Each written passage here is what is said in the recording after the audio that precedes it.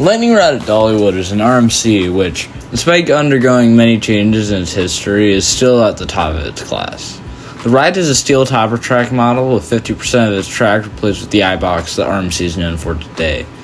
During my Dollywood visit in August of 2025, I rode Lightning Rod about 8 times, half of which were in the back row. Despite the lack of a launch, I can confidently say that Lightning Rod is both a high-tier RMC and an elite coaster in my top 5. This easily could have been my number 1 in 2022 or 2023, or at least better than Steel Vengeance. While the lack of a launch is disappointing, it is easily made up for in the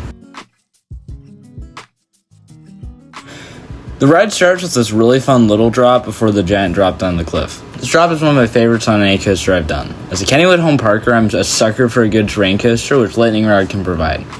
After this is a very fun wave turn, which keeps you out of your seat for a solid airtime moment. Then there's a pretty unpleasant rough patch that's significantly rougher than the rest of the coaster, but then you reach an outward bank airtime hill that feels like an inversion in the back row.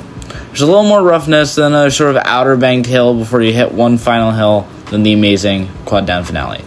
The final hill before the brake run also provides a lot of airtime. All of the theming in Lightning Rod is really great. The scenery you go around is really fun while on the coaster, and the setting Dollywood provides is unbeatable. Being able to experience such an amazing coaster in the Smoky Mountains like that is cool, especially during moments like the quad down on the cliffside. Aside from that, the theming of the Lightning Rod to a 1950s era hot rod car is super well done. The whole area around the coaster is themed to that 50s time period, which is something I wish more parks would do. Even if it's something like Steelers Country, which is not super high quality, or the Steel Vengeance area, which is very small, having an area around a coaster adds a lot to the atmosphere of the ride itself, which Dollywood did very well. The restraints on Lightning Rod are really sturdy, and I'm still not sure if that's a good thing or a bad thing. When you push down the restraint and let go before it locks, it won't go back up like most RMC restraints do. They also have handles, which are admittedly helpful during particularly rough moments.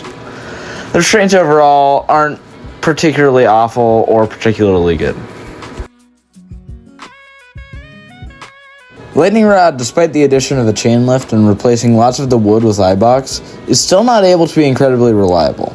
During opening weekend when I first visited Dollywood, it was down all day, and the days I was at the park this August, it was down a lot. Part of me wishes they just kept the launch because the ride is still highly unreliable despite the chain lift, but I understand why they did not. At the end of the day, I absolutely give Lightning Rod a 9 out of 10. It's almost perfect, but those rough patches take away from the experience for me. I like rides that are rough, but if it's a relatively smooth ride with rough patches, it can definitely take away from the experience rather than add to it. Overall, Lightning Rod is phenomenal and places as my number 5 roller coaster of all time.